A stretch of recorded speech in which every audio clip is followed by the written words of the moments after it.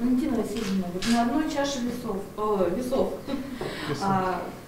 лесной институт, лесной кластер, лесная академия, много-много еще чего. А на другой госсовет. Почему вот все-таки выбор сделан был в пользу госсовета? Я думаю, что все, что вы на первую чашу сложили, это все остается. И, безусловно, в статусе заместителя председателя Государственного совета Республики Коми я уверена, что в мои обязанности будет входить и курирование вопросов образования.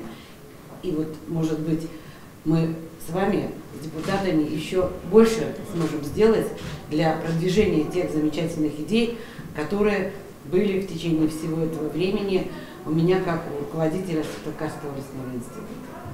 Валентина Васильевна, сегодняшнее решение Госсовета – это страшный удар по общественной палате, страшный удар по всем общественным советам при многих министерствах и ведомствах.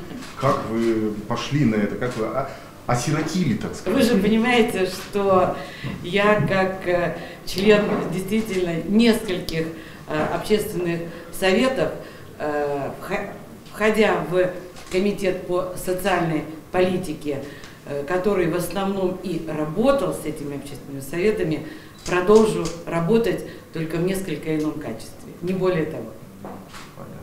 Скажите, у вас уже было перераспределение направлений среди заместителей? Какой у вас будет функционал? Ну, я уже озвучила, что предварительно я являюсь членом комитета по социальной политике, и, значит, мой функционал будет входить в курирование вопросов, касающихся регулирования социальной сферы нашей республики.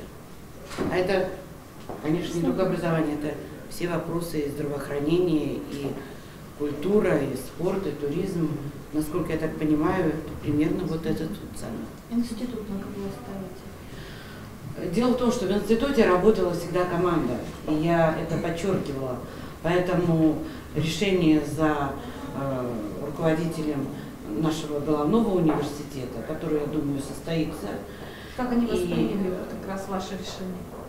Ну, хочу сказать, что большого счастья, наверное, для них нет в том, что мне придется покинуть институт. Но, друзья мои, я профессор, я доктор наук, и работа в качестве профессора, это уже согласовано, и здесь нет никаких вопросов, она остается за мной, поэтому я далеко не ухожу от Сыктывкарского лесного института.